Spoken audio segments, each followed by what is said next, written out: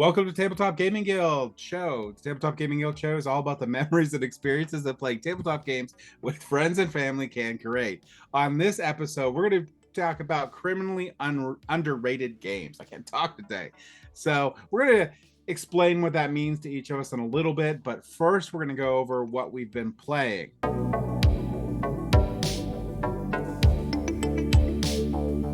And, I'm just going to talk about what I've been playing because it'll be really quick. They're just 4 games, but they're all from Arcane Wonder, which is currently becoming one of my favorite publishers. I'm really enjoying the lighter games. Not that all these are super light, but just games that are super easy to teach that I could get someone into playing in under 5 minutes, and they're fun. So I think, well, Furnace might not actually fit in that 100%, but it'd probably take me about 10 minutes. But this is Furnace Interbellum. The expansion is what I got to play. And the expansion brings in a 5th player, so you can now play up to 5. And with a 5-player group that I normally get to play with, this is great. Plus, I like the game in higher player counts because it's a bidding game. And bidding games are always better with more people, unless you're going to play one of those really cool 2-player ones where they figured out a really good mechanism for them. But this is a great expansion. It adds in a whole bunch of extra player powers that you can have. It adds in these manager, I believe they're called manager tiles, that you can bid on and get in and have little extra powers on each of your buildings that you purchased. And there's all new cool buildings in there, including ones that give you immediate effects when either you purchase them or you upgrade them. All sorts of really cool things in this expansion. It just doesn't add very much complexity to it. Just super easy just to teach the extra little thing that's on there. But the cards that come in it really amplify the game, and I like them a lot.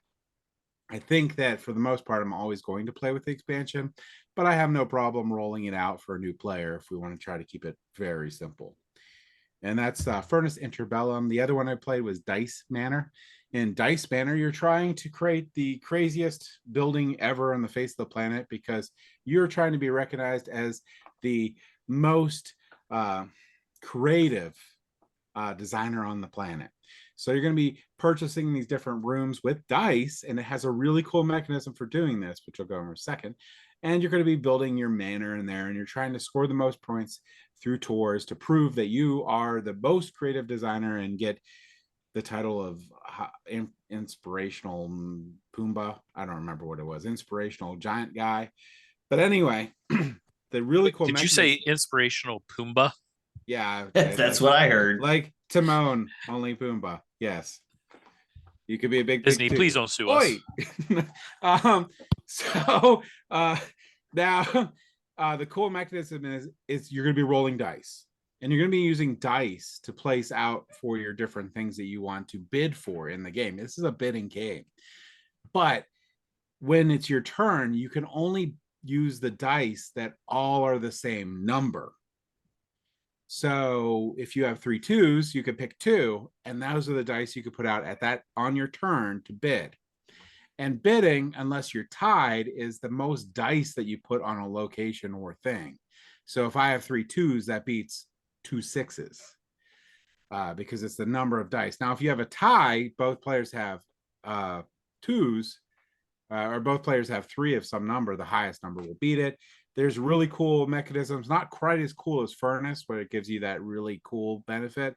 This one here gives you little, I think they're called inspiration tokens, but it lets you change the die faces. So you could do a lot of really cool cheaty things, like go back later on another turn and change the die to match one that you already put out and raise your bid. So there's a lot of really cool things, and there's a lot of strategy in it. And I thought this was a really unique, fun game. 2 more light games. Viral, you're infecting a body. It's like COVID all over again, except for you're on the winning side. So you have to score points by placing your viruses at different organs in the human body. This sounds horrible, but it's not, or maybe it is, but it's fun. And you will try not to go too far, because if you go too far, the human body will fight back, and the doctors are trying to cure the disease that's in them. So you don't want them to cure you. So you do want to try to keep this middle ground of getting a lot of points, but not necessarily getting eradicated and then having to start over. So really weird theme, really fun game. Another Arcane Wonder game, and my final Arcane Wonder game is Neotopia. Neotopia, I love a good abstract game, and this game is 100% an abstract game where you're going to be trying to get 3 different sectors of a city and trying to match basically patterns. And there's some rules on how you put these things down, but your turns are really, really simple. You either move a tile over, or draw a card. That's literally all you could do, and you get to do it up to 3 times of any combination you want. So love all these games. They're really nice and simple, easy to teach, all part of the Dice Tower Essential line too. So these were sent for us for Arcane Wonder, and they're all part of that. And I could see why, because they're high quality games, really easy to teach, and very accessible. So that's what I've been playing. So we haven't had Peter for a while. So I got, here's the boss. All right, Peter, what have you been playing? Yeah, it's been a while. So what, a couple weekends ago, a few of us were over at SibCon, local game convention here in Butler, and I got to play a few board games. Played through 2 games of Lords of Waterdeep with the Skullport expansion. Now obviously this is a game that's been around for ages. But it is kind of a quintessential worker placement game that I am terrible at. But I love playing it. And if you like worker placement with a very, very light, almost non-existent D&D skinning, then you could do Lords of Waterdeep. But I forgot who won the tournament. Oh, I don't know. Some bald fellow.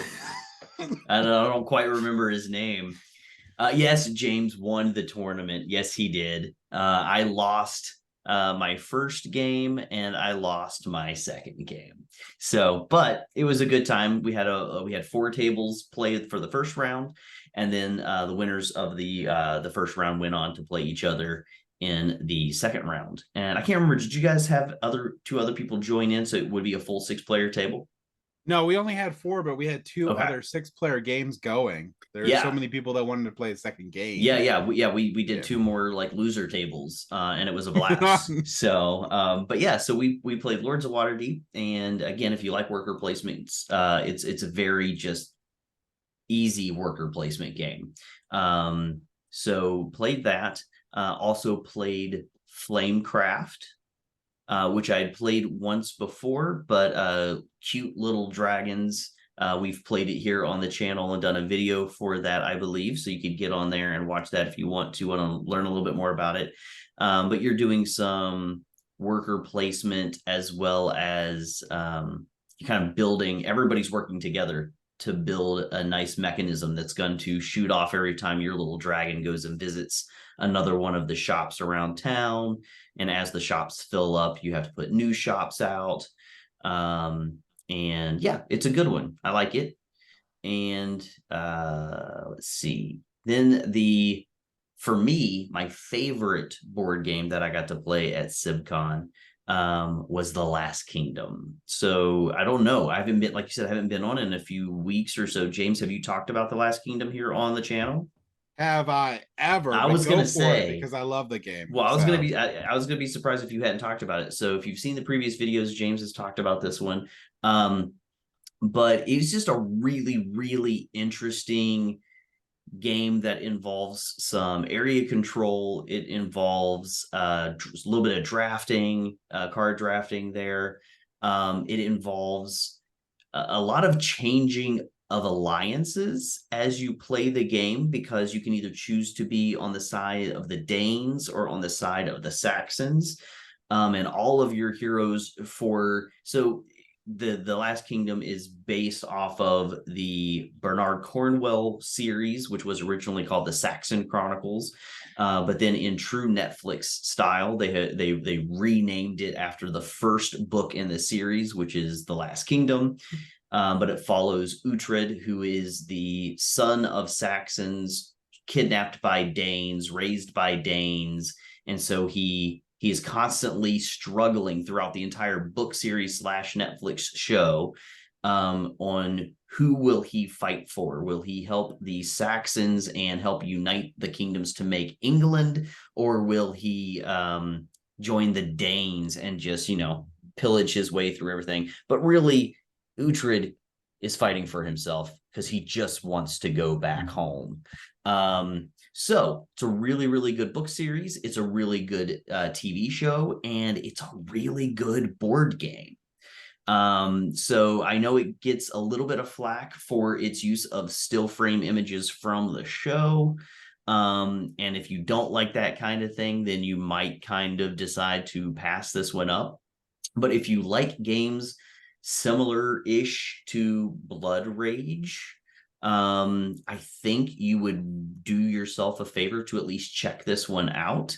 I got a little feel of Blood Rage, a little bit of feel of Innis, but it sticks strong in the theme of the game, in that it stands on its own, because at no point in Blood Rage are you choosing to possibly ally with other players so that you both can win a battle at the detriment to maybe one of the other players, and then just completely flip. I mean, James hated me so much because I would just not join him and fight. But then eventually I flipped, and I did. It wasn't probably as early in the game as I should have done, because I got close. I came in second in that game. And if I had flipped a little sooner, I might have been able to pull off a win on that one. But a really interesting game. You're doing these different tracks with the different factions on how closely allied with them you are. And if that group's faction wins a battle and you're currently allied with them, then that's, depending on how far up that track you are, it determines how many points you get. And all victory points are completely hidden throughout the game. So if you're not keeping a close eye, you could probably lose track of who's actually winning the game fairly quick, because it's not until the very end of the game that everybody reveals how many points they have. So really, really interesting. I really want to get it back to the table again. And I'm sad that I did not back the Kickstarter, because now I'm like, when am I going to be able to get a hold of this game? So really, really good. Liked it quite a lot. Probably my favorite game that I've played in the last couple of months. So I'm glad to hear you liked it. I know James has talked about it a lot, but I tend to tone him out, so I didn't know if it was good or not. Yeah, I mean, most of the time it's like, oh, James likes it because he probably won. But no, it's actually a good game. But I'm going to shock you even more. I've actually read this book series, and I did love it. I am not, in fact, illiterate. Yay, you have read the series. You're like one of the only people that I know who's also read the entire series. It's really good. James is working on it, though, I think. Yeah. I didn't finish the whole series. Because you're a quitter? Because you're a quitter? Well, they weren't out. Oh. So you were reading it like a long time ago? Yeah, and the problem is there's such a gap of time between when I finished it and their books weren't out, and I just didn't pick it up again till now. So then I decided the more appropriate thing would be just to go back. Got to restart it. Now, to be fair, I probably haven't read them all, because same issue. When I read them, it was when the first series was coming out, so not all the books were out at that time. Yeah, I jumped into the series, and I think after I jumped in, there was only maybe 4 more that came out, and now he's done with that series. So I came into it pretty late, because I think it's a total of 13 in that series. But I definitely have not read them all. if you like historical fiction, it's a really, really good series to pick up. But again, we're not here just to talk about books, talk about games. So I'm going to throw Nathan under the bus now and find out what he's been playing lately. So I've been playing a game by a really well-known designer, Isaac Childress, designer of Frosthaven and Gloomhaven. But this one is his first ever design, which is Forge Wars. Very shiny. Now, first off, I'll say it's a very good design for a first-time design. But it does have its limitations. First, the basic concept of it is you're gathering resources and trying to use them to build weapons and send your adventurers into these missions. And it has some fairly unique mechanics. So first off, this gathering resources was interesting. It was kind of like reversey, I guess. So you have this hexagonal grid and you can jump over workers. If it's one of your workers, it converts to somebody else's worker and they get the resources. If it's somebody else's worker, it converts to yours and you get the resources. And then the next stage is you go to worker placement section where you can choose to either, buy plans for a weapon or get new market stalls and, various things. But so there's a monetary mechanic as well as a resource, because you have to have the money to be able to buy the plans for the weapons, but then the resources are then used to make the weapons. And that can be a little confusing for new people, because making it clear to people that when you're buying this plan, it is in fact a plan and not the weapon itself. So you can use that to produce more weapons that you can then equip on adventurers and send the adventurers on these missions. And once you send an adventurer on a mission, it's locked in until it progresses a certain distance, which changes depending on the mission. And sometimes you have to send extra adventurers to help them out as the mission gets harder. But it's definitely a heavy optimization game. You're definitely planning your resources, planning your adventurers and arming them and figuring out what they need to be able to complete these missions in the shortest time possible. And, getting points by every which way. I will say, and I don't mean this mean in any way, Isaac Childress, I don't like any of his games that I've ever played outside of Gloomhaven and Frosthaven. They're just a lot. And from my place, I haven't played that one yet, but from my place when the other one, they seemed more like work than fun. What was your overall opinion of that game? So my overall opinion is it could have been streamlined. Yeah, there was a little bit of unnecessary extra steps to get to where you needed. Beyond that, there's two modes. There is the basic mode, which is it's probably a 2-hour game, and the epic mode that takes forever. The basic mode has a problem with turn order. You have a first player. The first player kind of controls throughout the game who's the first player in next rounds, because they get to choose if they want to take an extra action, which means they're last in turn order. And if they never choose to do that, they're always going to be first, but it can also slow the game down and significantly reduce the total number of points that everybody can get. Not a big issue in the epic game, because when not being first, you can fall behind a little bit, but you can easily catch up in a longer game. But in a shorter game, you got 6 hours to do it, like Twilight Imperium time.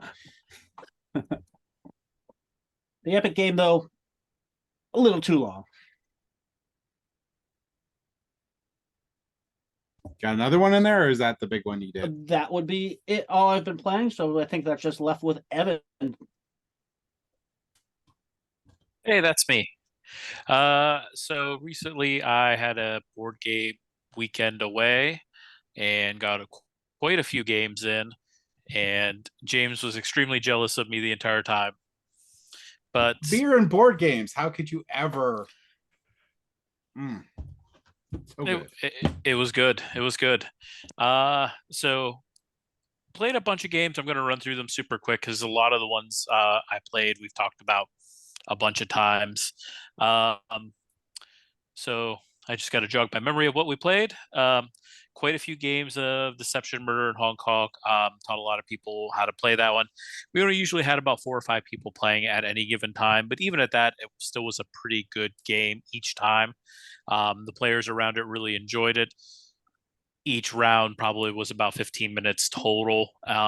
And I kind of let them decide, are we playing another one? And next thing you know, the red and the blue cards were getting shuffled and dealt out, and we just kept going. So people had a lot of fun. my favorite part is always with the new players. They look at it and go, "Oh, being the forensic scientist, it's not that hard." And then they do that, and you see the panic just kind of go over their face as they're looking at the cards as they're trying to figure out, how am I supposed to do this? I really enjoy seeing that happen. But got quite a few games of that. Played Quacksequedlinburg 2 or 3 times. Very solid bag builder game. Um, got to play that. Actually, somebody got to play it for the first time while there. Really enjoyed it so much that before they left that weekend, they already ordered it on Amazon. So that was really cool. Got probably 6 or 8 games of The Crew in while we were waiting for like food to get cooked. So great filler game there. Let's see. I got to play a game I had never played before called The Grizzled, which was a really cool game. So you're part of a World War I squad that's just trying to survive to the end of the war. You're playing cards, and if you get three of one thing, you failed your mission, and that bad things happen when that happens. And if you get too many phobias and stuff like that, you can die, and then the game's over. Really cool game. I really enjoyed that. Thinking about getting a copy for myself. There's a couple other ones that I played too. Got a game of Heat Pedal to the Metal in.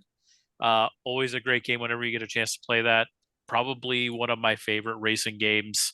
If you want to see more about that, we have a playthrough on the channel. Fantastic game. And there's a couple other ones in there that I'm probably not even thinking of, but I could go on for a while talking about them. It was a very good weekend, so I really enjoyed it.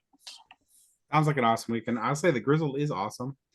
I really like the tense nature of the game, and not really being able to communicate with each other with the cards that they have in the hand, and having to get different sets of scenery down. And oh my gosh, I love that game so much.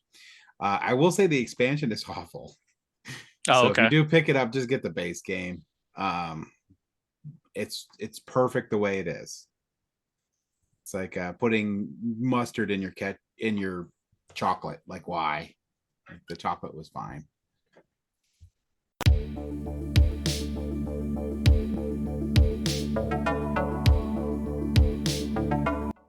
But okay. Yeah. So that was what we've been playing. Now we're going to go into the news. I know Nathan has a couple topics. I just have a really quick one, which is a personal topic to myself and one of my most disliked games, which I don't dislike very many games, but I highly dislike this one. And that is the Magic Maze. So in Magic Maze, you have to silently work together with timers. And the only thing you have is this wooden meeple that puts giant dents and grooves into your table. And you can either tap it or angrily smash it into your table. But each player will, in whichever turn order they want, be moving their characters around, and you're trying to get different combinations of loot or whatever. And I hate the game. So, I don't have a hate relationship with a lot of games, but this is one of them. But they have announced that they are removing the timer from Magic Maze. I still won't play it, but it's probably more playable for people that can't handle timers. I just can't handle timers. That's the other problem. I can't handle timers in games. Pendulum was the only one where I was like, this is fine. And I haven't played Kitchen Rush, I think it is. That game looks like it might be cool because the timer goes for a while and you're just trying to do orders. But either way, I digress. Magic Maze.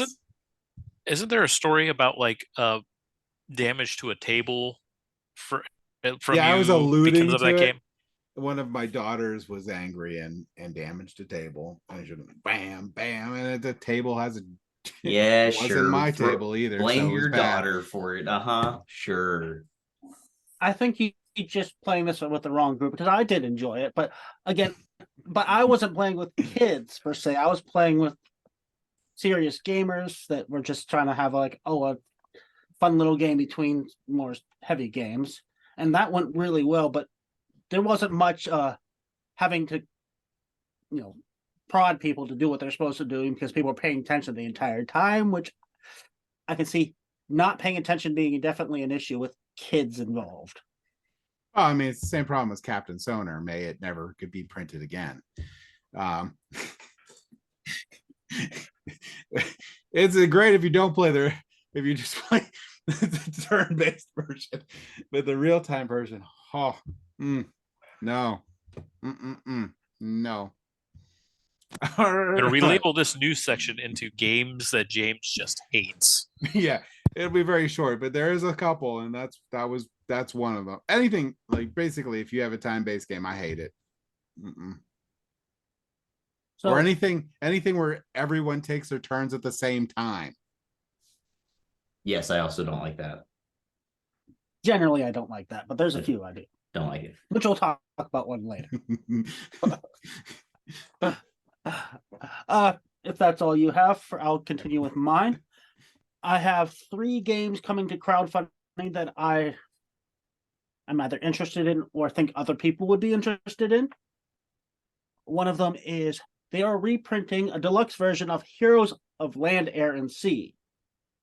Now, this is a game I do really enjoy. I don't get it played very much, though, because it is a very big game with lots and lots of components that you have to assemble a little bit every time. It takes a long time to get out. I am hoping that the new reprint addresses that. It looks like it does a little bit. It's still going to be a big game, but a lot of the components have been changed to minis, so you don't have to assemble and you don't have to worry them falling apart. But there's not a whole lot of information out about that yet, but I'm excited about it. The other one that I am excited about is Elizabeth Hargrave's new title that she's going to be kickstarting soon, called Undergrove. So this is all I really know about it at this point is it's a mushroom themed game by the designer of Wingspan and other great games. And the last one I want to quickly mention is for those people interested in Dice Thrones, they are going to be releasing Dice Thrones Marvel Missions, which is an X-Men themed Dice Thrones. I haven't played Dice Thrones myself. It doesn't look like a game I'm interested in, but I know it's super popular, so I know a lot of people will be itching to get this, especially with the X-Men theme. And those are the ones I want to just quickly talk about. So Dice Throne's like a Yahtzee-based style game, so think like King of Tokyo, only with more special effects and stuff.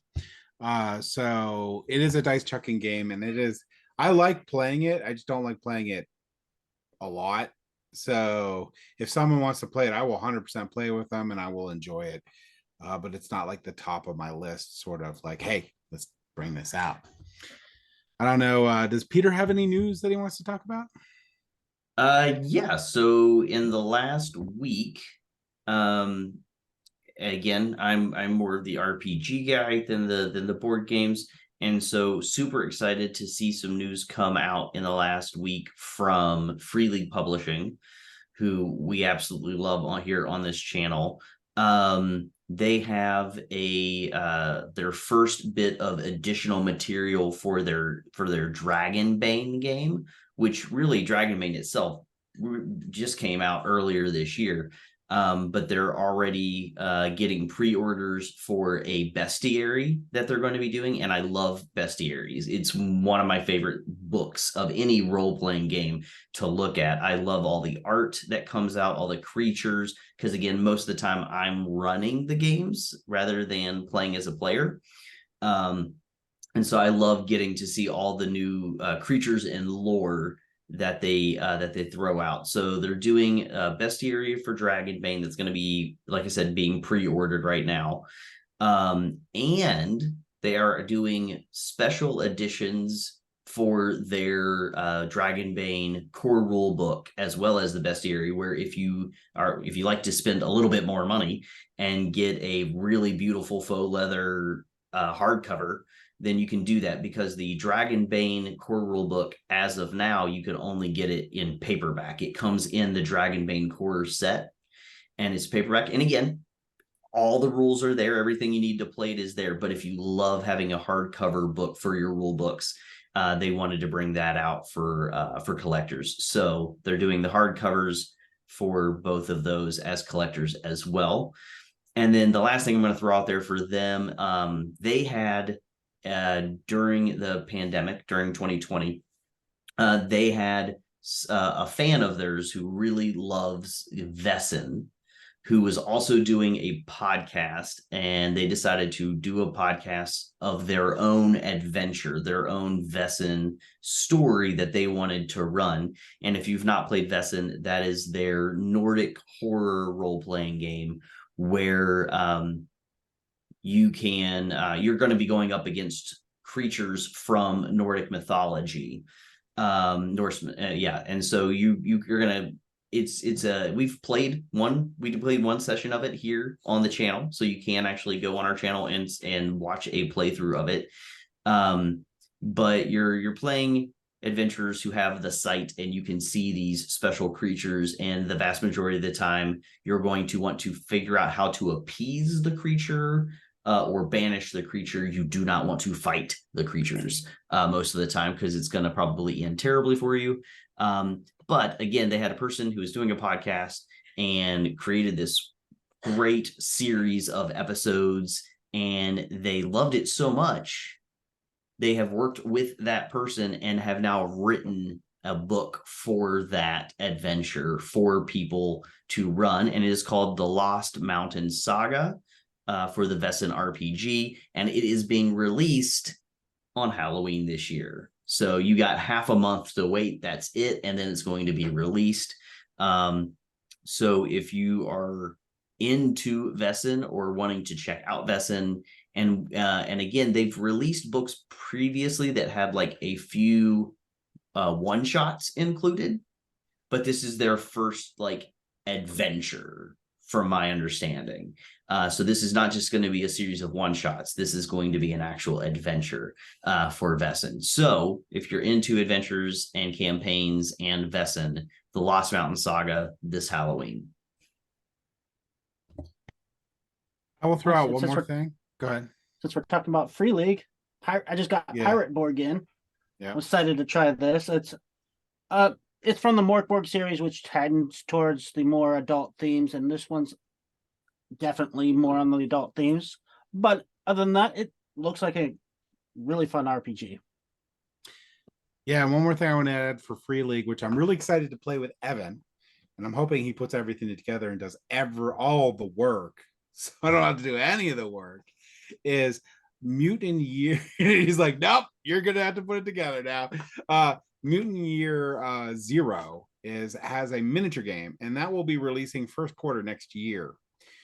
So I'm really looking forward to that, making my mutant squad and decimating Evan's squad of lesser mutants. Yeah, I think I did a review video for some of the stuff for Mutant Year 0. Real cool stuff. I'm excited to get that stuff in. The nice thing with that is post-apocalyptic like that. I already have a bunch of post-apocalyptic stuff, so yeah, it's gonna be already fun. halfway there. Yep. Evan, do you have any news today? I do have some news, some stuff that I have posted over the last week and a half or so. I'll go over some of the stuff.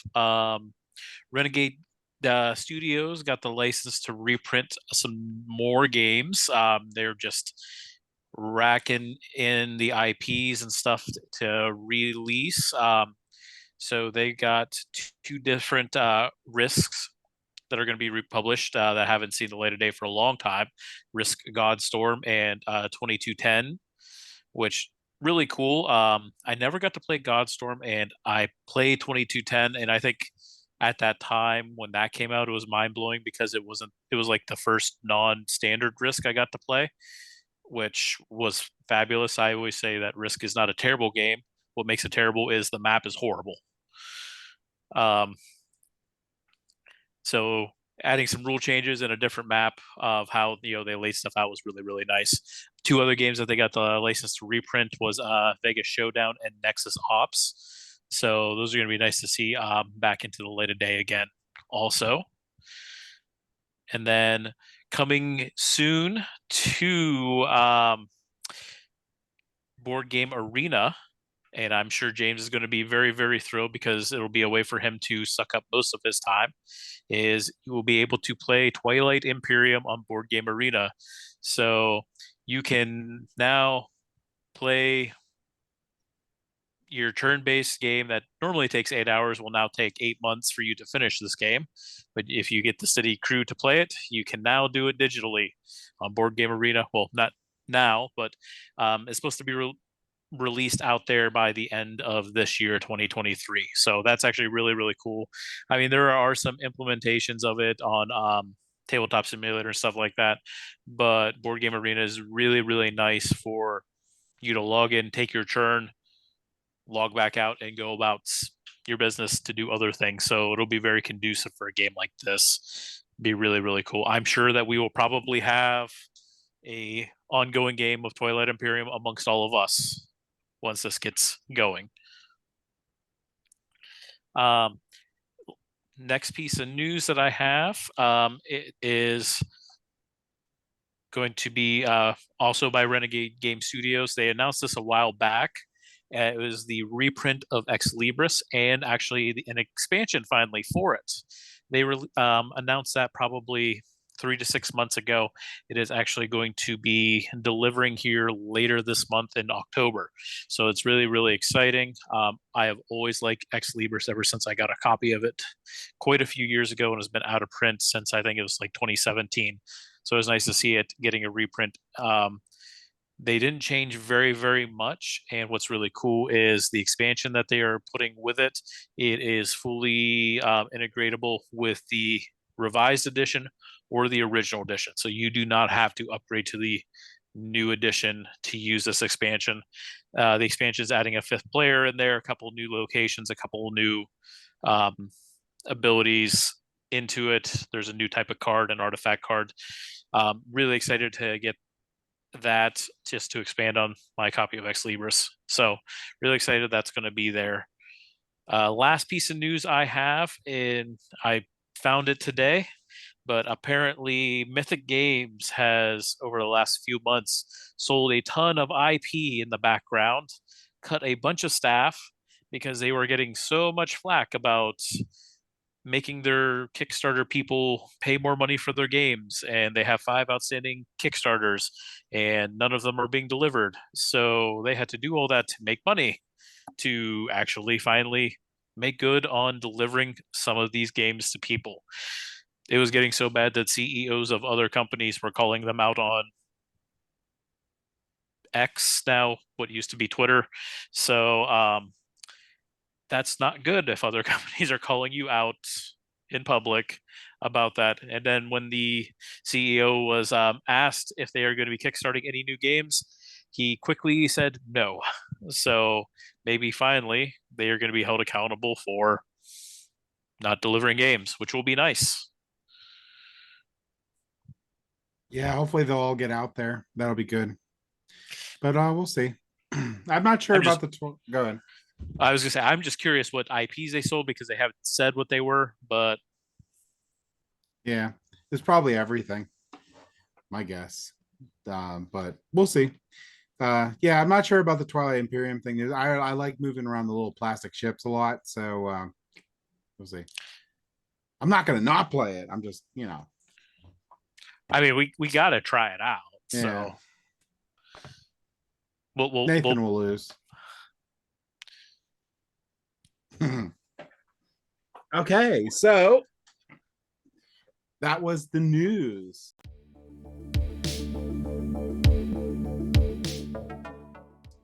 So now we can get into our main topic, and our main topic is going to be about criminally underrated games. And everyone else has an inferior methodology for creating underrated games than myself, but we're going to go over what those ratings are, how we actually determine what is a underrated game. So I'll go ahead and let Evan start.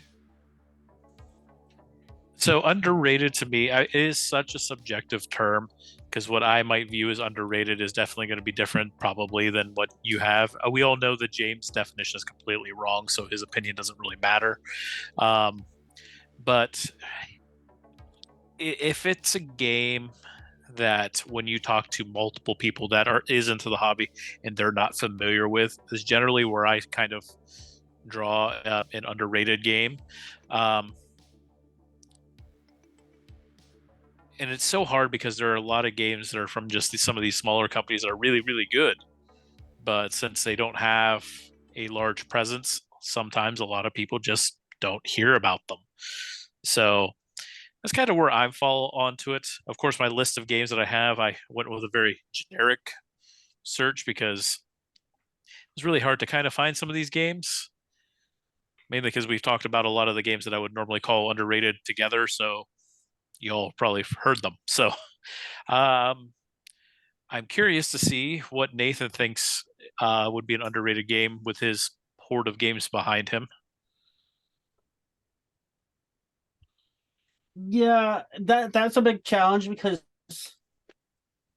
I would kind of consider the same thing, and a lot of what causes games to be underrated is because they're not available, so nobody talks about them because they're not available. But a lot of that's changed recently. A lot of the older games, like Cyclades, is behind me. You can barely see it. Is getting reprinted, and so it's hot again, and its ratings has gone up. So because of that, it was a little hard to find games that I would consider underrated. So I went the easy method. I just went on BGG, looked up games that were outside the top 1,000, which still is, there's, I don't know, 20, 30,000 games listed on BGG, if not more. So top 1,000, top 2,000 is still pretty good. But,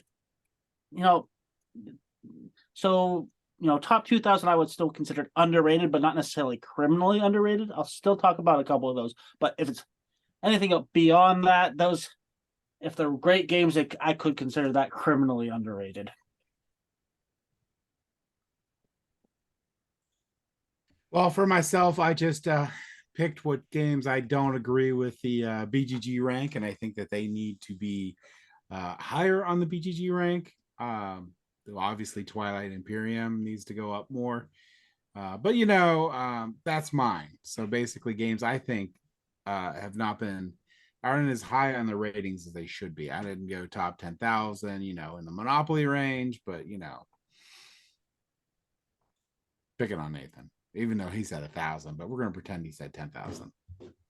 I also only chose games that I rated at least an 8. Okay. Out of 10. All right, so I got 3 main games, and I'm going to go to the most criminally underrated game last. But my first one's going to be Beer and Bread. Beer and Bread is now currently ranked 1,034. So I did lie. There's 1,000. There's one in the thousands. But I really do feel this is a really great 2-player game designed by Scott Alms. It's one of my favorite games that he's designed.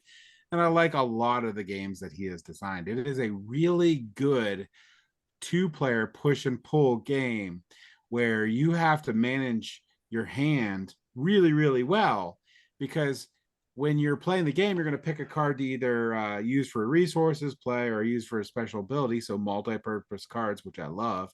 And then in half of the game, you're going to be trading that or handing your remaining hand over to the other player. They're going to hand their remaining hand to me.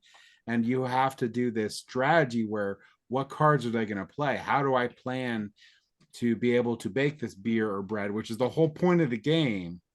What ones are they not going to take? What resources can I get? And then every other round, you keep your cards. And the cards you use for resources will go back to your hand. So there's a lot of different strategy and a lot of different layers in this game that make it an amazing 2-player game. And I did have the opportunity to play it with Evan. And I believe we had a lot of fun. At least I had a lot of fun. And I've Yeah, been playing it with my wife pretty frequently. it's a fantastic game, fantastic 2-player game. Um, there's so much layers of strategy into that game. You can play it just for face value with a game, and it's still fun. Or you can go learn a lot of the strategies on what to play, how to play them, optimal plays, and it'll take you a while to be really, really, really good at the game because the cards are try use, and then learning how you're going to use. I'm going to use this card to get my resources, but by doing that, you're putting that card into. I have to use it into the next season. Plus the drafting of back and forth of I have to remember what cards are in my hand versus the cards that are coming at me. How is that going to change what I'm doing?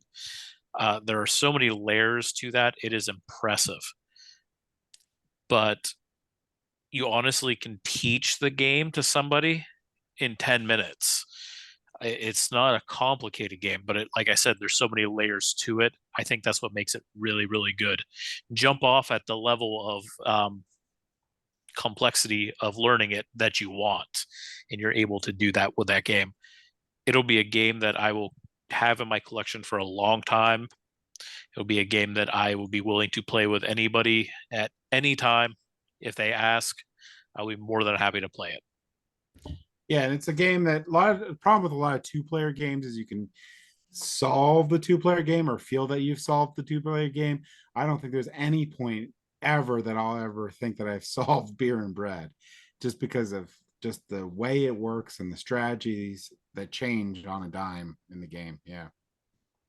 Plus, it's beer and bread. I was Yes, just my say two so. favorite things. I was just say so. As somebody who loves 2-player games, um, how well also though do you think the theme shows through in this game? I mean, for It's myself, I thought it was themed really well. Like you are yeah. doing the things to make the bread, you're getting the ingredients, you're putting them out, you're doing the things to make the beer. Uh, and it's like the lean year and Mm-hmm. the plenty year, so you're doing the crops and everything. I thought the theme was pretty strong for it. What do you think, Evan?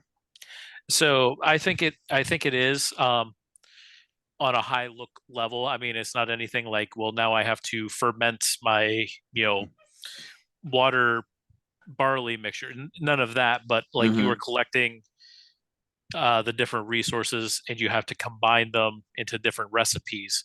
And you can look and based off of the pictures, you can tell that they're different types of beer or they're different types of bread that require different things in them.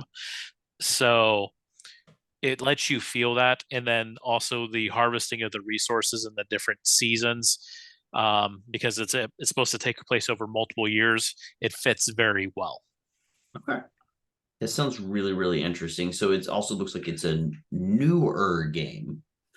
So do you think this is a game that currently is criminally underrated, but because it's a newer game, it stands a chance to maybe no, just because this is my thing with games, and obviously I love games, but the amount of games that come out nowadays seems to be like if you don't hit it right at the beginning, it's going to be really hard for you to ever rise to the top. Is that, I mean, is that accurate? Do you guys Yeah, I think that's mean, accurate? you're talking about batch print runs too, so they only had so many copies. They, based on how they did their advertising blitz, determines whether anyone even knows about it. And some of them, by the time people hear about it, they're out of print. Yeah. Yeah. And So it's like for me, like it's so sad to hear that there's a game that came out just a year ago, but because of either timing or how many were printed, or that there are really great games out there that are just going to miss a lot of people. yes, Well, I think this one also suffers from a slightly different problem, because availability and a lot of other stuff, it wasn't an issue for this one, because you look at other games that had those problems. Like I have it sitting right here, and it's still hard to find, but is rated so well. Heat pedal to the metal. It's super hard to find.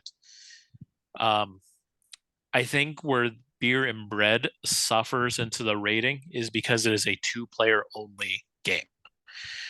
It doesn't have a large casting out there, a large enough appeal to a broad number of gamers.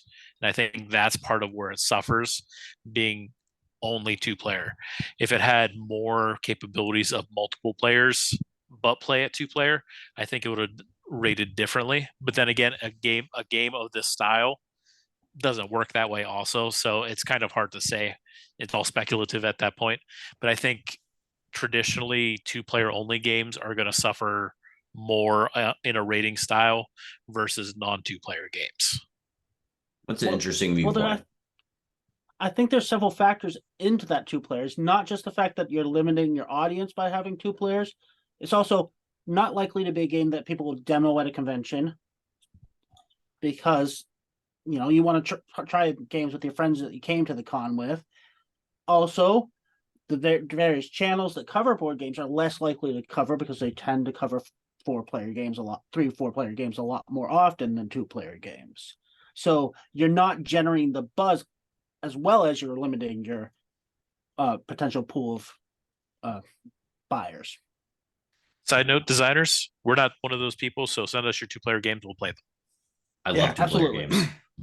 And honestly, I would never even have heard of this game at all if Evan didn't introduce me at CosCon, I believe it was. So if Evan never popped that game out, I would not have ever even heard of this game or even know about it. Yeah.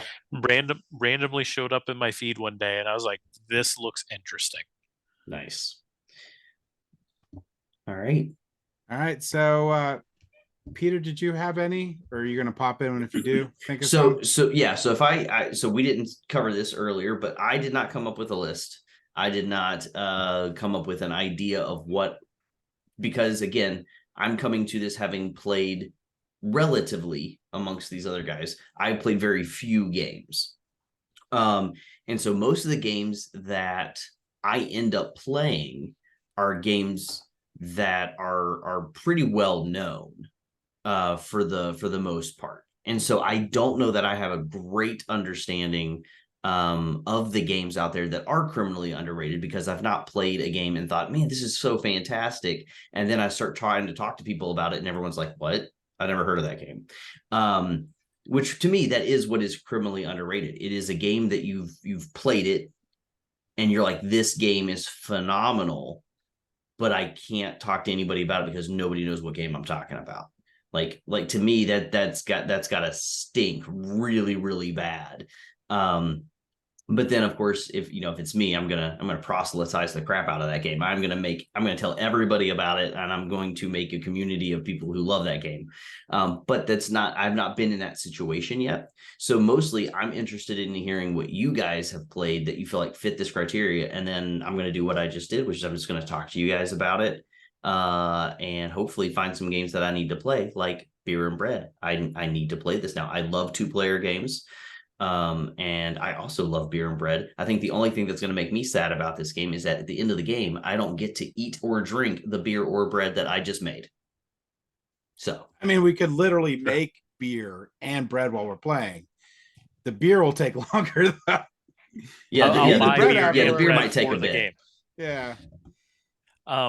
I want to go with one because I'm going to jump out ahead before Nathan gets a chance to talk about it, because I have a feeling it's going to be on his list. But there's also a reason I want to jump out ahead of it before Nathan talks about it too. It also goes with one of the talking points that we have there, and it's the challenge of small designers and small publishers to get enough units out into the masses. So one game that we have talked about so many times on the channel that we love, and Nathan wanted a copy of it for a long time, and it took months upon months to find him a copy, but we got him one, and that is going to be Shiver Me Timbers. So it is an absolutely phenomenal game. If you go into the BGG ratings, it's somewhere around like 4,300, I think, which is completely wrong. This game should be absolutely rated so much higher. This game is a sandbox pirate game. If you have ever played Sid Meier's Pirates, which most people, especially around our age group, played so much of it growing up, it is that game in a board game. You are swashbuckling, taking on other pirates, getting buried treasures, going on adventures, expanding your ships, all sorts of stuff. And this game nails it. Absolutely 100% perfect pirate game. 4,300. It was a Kickstarter game. I think if you go into the Kickstarter, I'm not even pulling it up, but I think off the top of my head, last time I looked at it, it had like 1,100 backers. So if everybody got one copy, there's only 1,100 copies that were delivered out of that. So maybe the guy has 300 or 400 extra copies that he did other stuff with.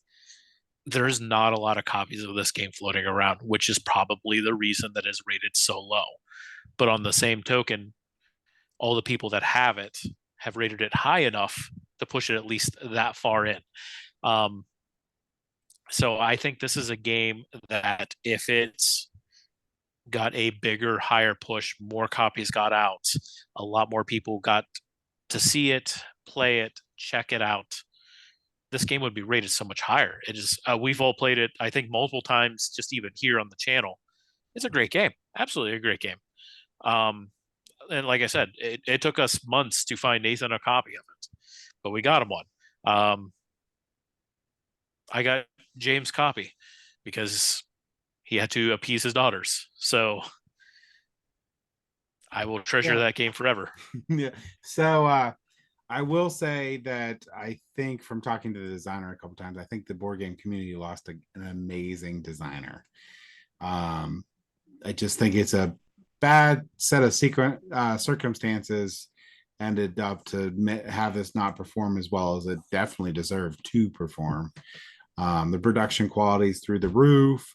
I don't know all the particulars, but I really do hope that he designs more games, and I really hope that Shiver Me Timbers can have a reprint because it is an amazing game. I just love it. It's one of my favorite games. So yeah, I agree. Shiver Me Timbers is an amazing pick, and I doubt Nathan's going to have anything close to that. Well, that was one I was going to talk about for sure. Yes. I was going to say that to last because I thought that was the most egregious one. No, Evan won. Nope, Evan won.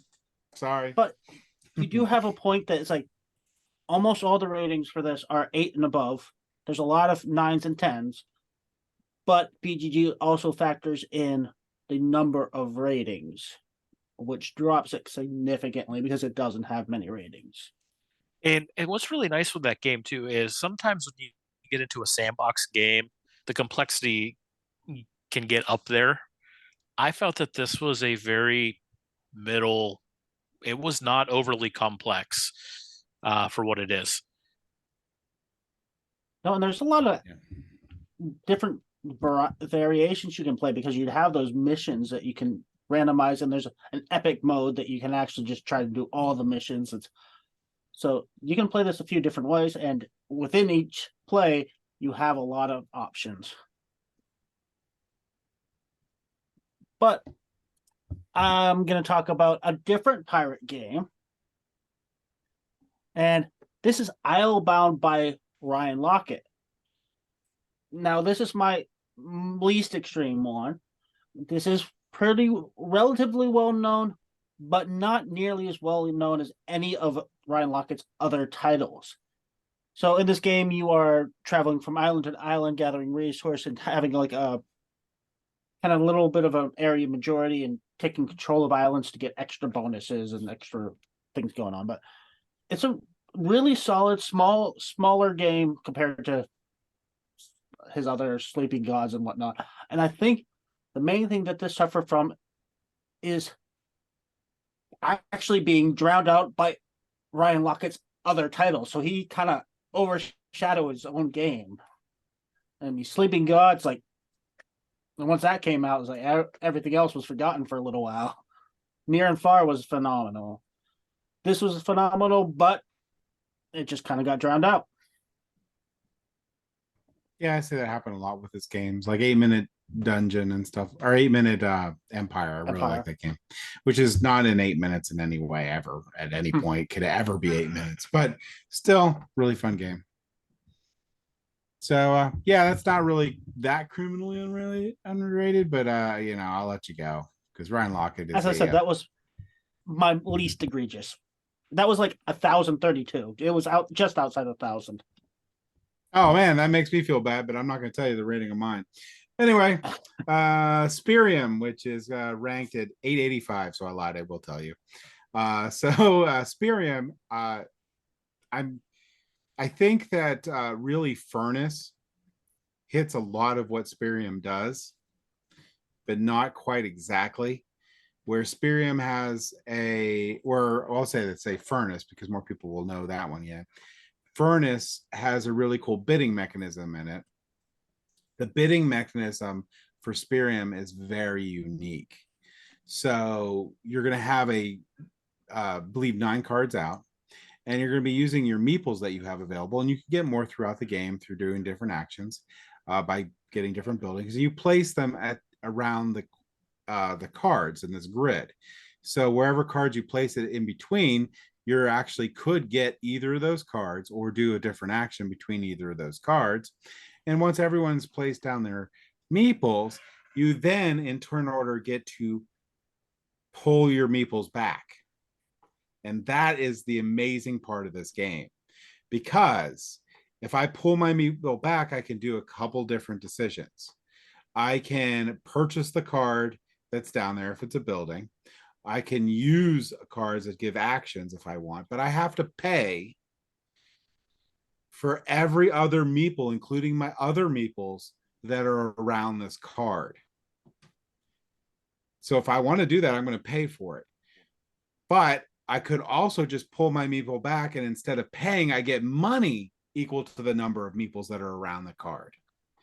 And you could do really interesting stuff, like you can gain your money to get these cards, or you can purchase the cards. And you can purchase the cards if you do it in a very snarky way. You can actually orphan meeples that were between cards, like if you purchase the one and purchase the other, and then those meeples go away and that player doesn't even get to do those actions. So there's a lot of really cool strategies in it. There's a little bit of take that if you're just like, you know what, it hurts me to pay this much money, but Peter. So you end up being like, Peter, you guys go to the oblivion area. And not only that is a lot of fun, that is an amazing portion of the game, but you get to fire off in an engine all these buildings that you've done. And it's really cool in just building this engine that Furnace does, actually, to the point where it seems like it was designed, the designer played Spirium, at least at some point. It's just a really, really fun game. And I think the biggest problem with it is like Furnace did it right. We're like, we do coal. It's a game about coal. Spirium is a game about coal, but they made it green. Like it's some sort of like green earth booger that you're unearthing that has energy everywhere. It's just about coal. So they could have just but it's an amazing game and I love it a lot. It will be in my collection forever.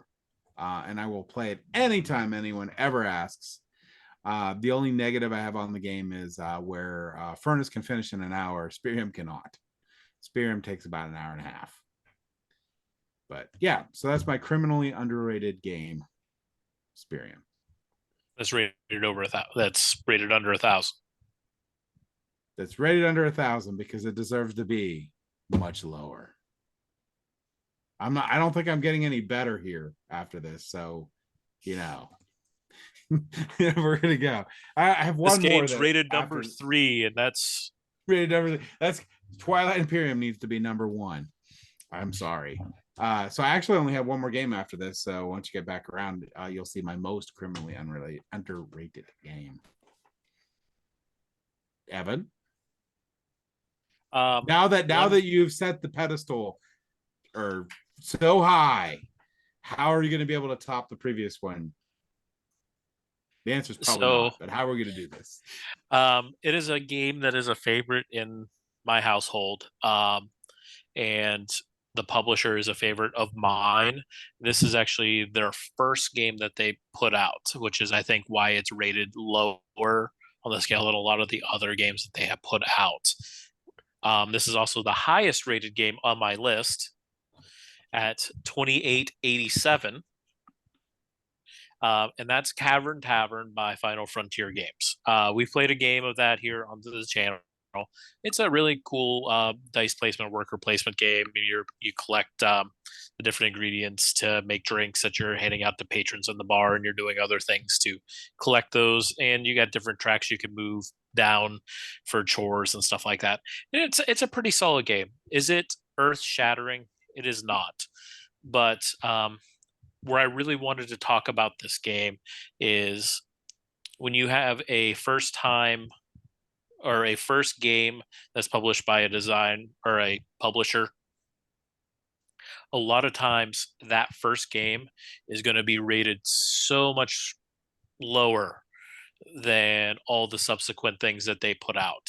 And it's sometimes unfortunate that a pretty decent game such as this one is going to be rated so much lower than a lot of the other ones that it's just as good as some of the other stuff that they've done. It's not as good as, say, Merchant's Cove. I think that game is a really awesome game, but even at that, that's still right around 1,000, and I think it should be rated higher than that. But to be rated, just on this side of 3,000, I don't think that that's a great rating for this game. Also, I think, like I said, it's just suffering as for being their first title. Yeah, I could see that.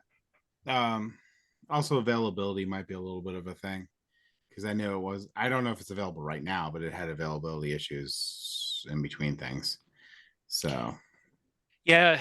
I mean, it was a little bit harder to get for a little while. Final Frontier Games does go into cycles of publishing, but what's nice is in their cycles of publishing, they pretty much publish everything. So it makes it nice to be able to get their games repeatedly. Like one of their ones that we've played quite a few times, James of Fistful of Meeples, has gone through, I think, somewhere around like 10 or 12 publishings at this point, runs, because it's so popular. Another one, though, that it took a while for it to get another run, Coloma. It's only finally getting its second or third run now, but they're doing it as a full reprint with expansion. So Cavern Tavern never got an expansion or anything like that, but I think that's also because they moved on from that title and expanded in a different direction with that game and the world that they made. So I think that's it. But yeah, so I think, sometimes you can have a nice gem of a game from a publisher that will get rated way lower than it needs to be just because it is their first time that they put out a title. So the company's just going to have growing pains as they go, and a game can be easily missed that way. yeah, still far cry from Shiver Me Timbers, but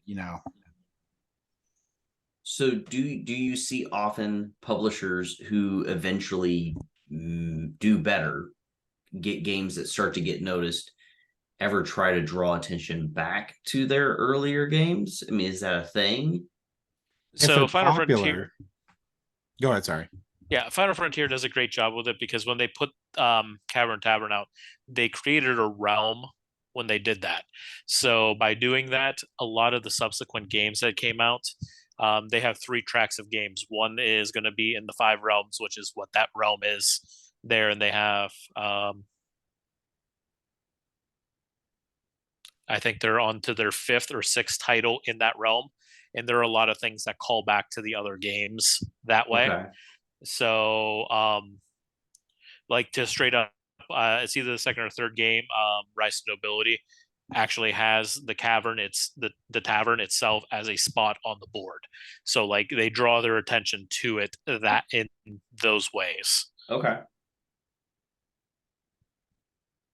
Just it was just one of those things, like I did, you hate to see something just totally disappear into the ether. So if they're doing well enough, it's cool that they still draw attention to their earlier games to hopefully help raise attention Yeah. to them. So, So a problem with most publishers is publishing a game is a gamble. right. Because, and especially with small publishers, you can literally go out of business because you made a mistake. Like, no, the game's not popular. So if you purchase too much of a quantity of a game Mhm. and no one purchases it, you're just sitting on that. Yeah. What are you going to do with this? So it makes sense with a Final Frontiers Games is a not probably not even mid-size. It's still a small publisher, so they have to be careful. And it's really cool that they're like creating that fan base, and then because they spent all that time on it, they can luxuriously reprint their previous games and capitalize on that. So it's cool. Nathan. The next one I want to talk about is a game also from a small publisher. In fact, I've never heard of any of their other games. I was looking at them and it's like not even the slightest familiarity. That's Fire and Axe. It's by Ragnar Brothers. Now, this is a game that had one single person that seemed to be championing it. I never heard anybody talk about that, but that person is Sam Healy, who at the time was with the Dice Tower, and since then he's not really been too much in the media focus, and he has not had the opportunity. I assume he still would, support this game if he was still locally out there. But Fire and Axe is obviously a Viking themed game. Well, I don't know how obvious that is, but the idea of it is you start at port, have to determine how much time you want to spend gathering resources, and then you go out and try to complete public missions. The key thing, though, is as if you fail or don't get enough resources to be able to finish a mission, all the next person has to do is do the task that you didn't do yet, and if they finish the last task in that mission, they will succeed. So yes, there's take that, but it's your fault almost. It's largely your fault if somebody's able to actually swipe in and take over and get the points. I think the main reason why this didn't really take off is, well, one, it's a small publisher. They didn't probably, I don't think they really marketed it that well or at all. It's also not the most visually attractive game. It's darker colors, so it doesn't stand out. I think it looks nice, but if you were walking by this game, you would not necessarily stop and look at it because it just doesn't stand out. It doesn't pop. Now, I will say that Sam Healy did create a new YouTube channel, and he's actually back out there doing reviews and stuff. Oh, so you can look him up and check him out on there. So he actually is doing that. And I did enjoy Fire and Axe. I thought it was a good Viking game, but I like any Viking game almost, except for Jorvix or whatever. Jorvik or whatever that game is. It's a interesting bidding game, but it's not Viking. But it's an interesting bidding game. Okay, so my final game is a game we've all played on this channel. I think we all have enjoyed it a lot. And it is currently rated 982. And I think that this game is probably one of the most interesting cooperative bidding games where you complete missions cooperatively, quote, cooperatively, that I've ever played. And that is Moonrakers. Not only does it have a great production quality, but the game itself plays really, really well and really good. In the earlier games, you really can't complete missions at all without other people's help. So you have to bargain with them. You got to say, hey, if you complete this mission, I'll give you points. Where you don't need a whole lot of points. So a point is a big deal. Or I'll give you some money so you can get upgrades on your turn or whatever. I just need to complete this so I can do things. A bit later on, you can adjust your deck so you need little to no help. So the game ramps up really well. And I do appreciate that a lot because if you play it properly, you can just win the game at the end. You don't have to rely on it to play for people, so you don't get that munchkin problem where, hey, I'm not going to let you win. and then eventually someone just wins because you can't help it. So I think this solved that a lot. It does. The end of the game does take a little longer because you do get to a point where you're like, I'm not helping you, Evan. You're on your own, but you're not out of the game. You do have options. There's stuff you can do. But yeah, my last criminally underrated game is Moonrakers, and I believe Peter played it. Did you play Peter? I have played this one. I think I've played this one. I think I've played it twice now. I think I've played it once on Steam, and then I think I played it once in person at maybe CosCon. I think so. It's a really solid game.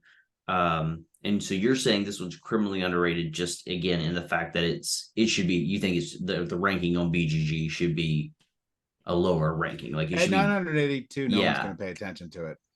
Yeah. So again, my whole thought with all of these is like, man, just what happened? Why did it miss it? And I don't know the story behind each and every game about how it got put out there.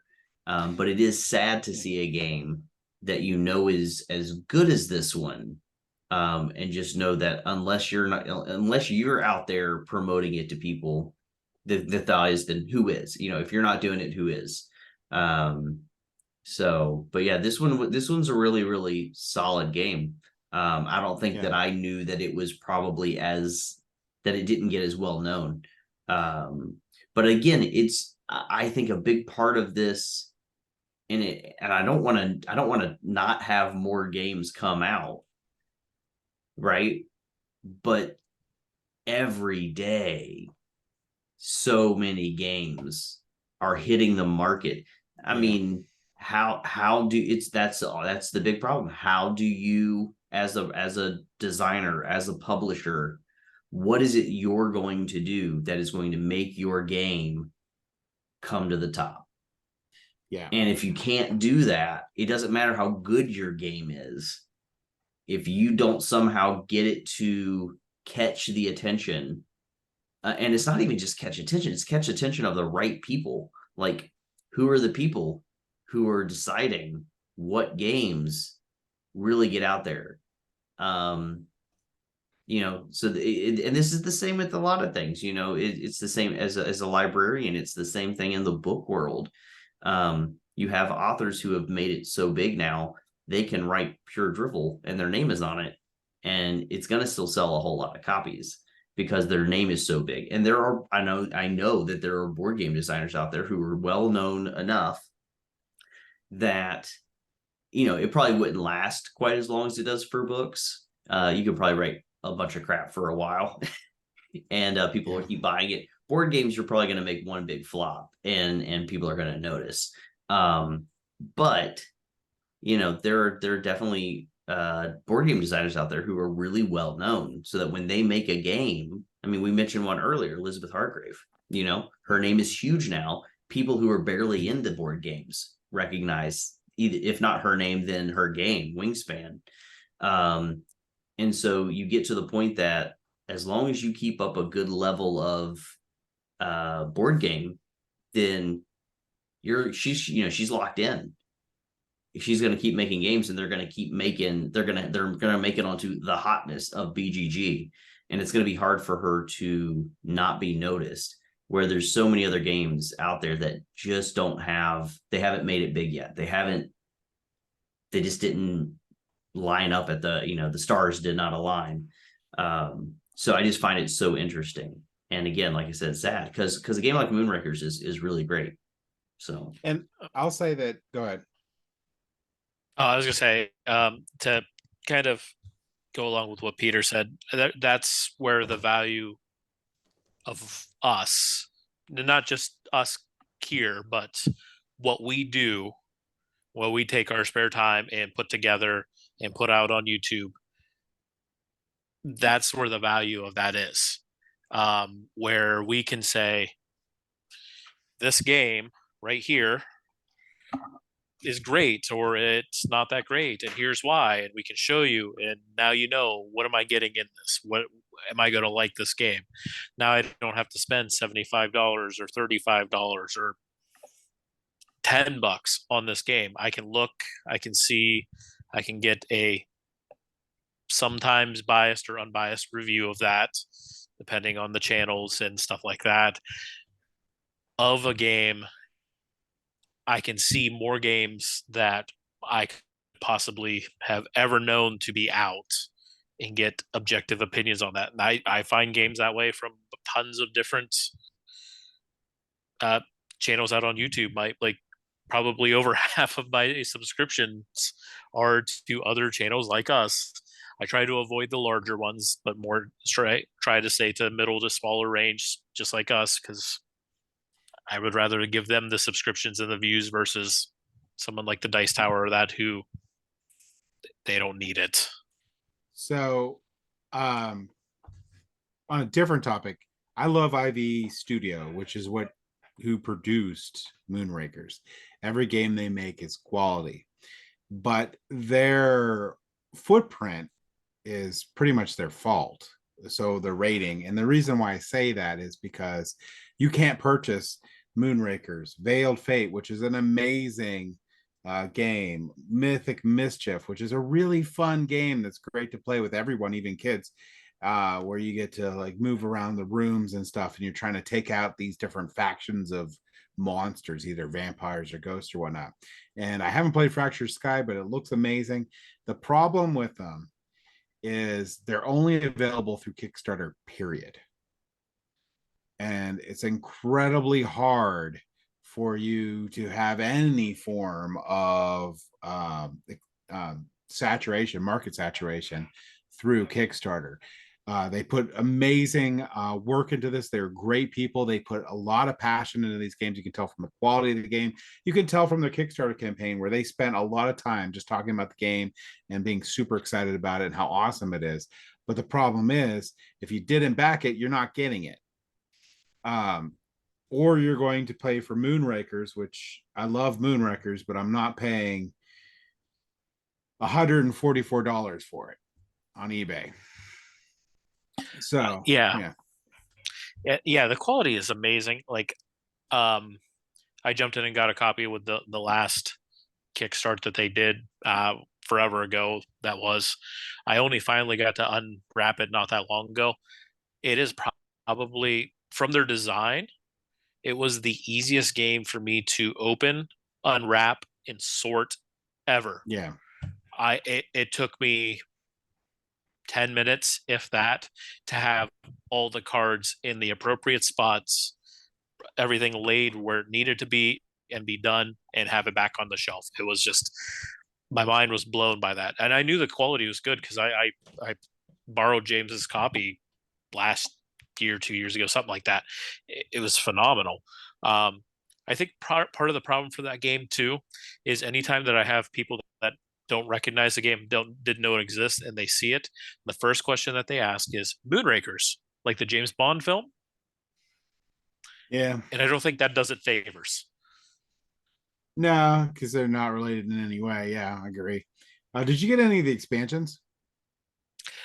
The only thing that I got was the negotiation extra board, just because I think that was a kind of an important one, because with the amount of negotiating you do around, to have a dedicated spot to separate it out makes it nice. But that was it. I think getting back to what Evan was talking about earlier, I think it's very important for people like us, and actually the community in general, to talk about games even if they're not available, because board game publishers, a lot of them do pay a lot of attention to the community and what the community is asking for. In fact, there's a number of publishers, their entire business model is based on listening to the community and going after rights to games that have gone out of print and bringing them back because the community is asking for them. So a game like sort of like a Restoration Games commercial, but no. yeah, but a game like Shiver Me Timbers, even if the designer's done and enough people start talking about it, you might have an actual publisher reach out to this designer and take it over for him and help him produce this game. All right, so that was my last one. What do you got, Evan?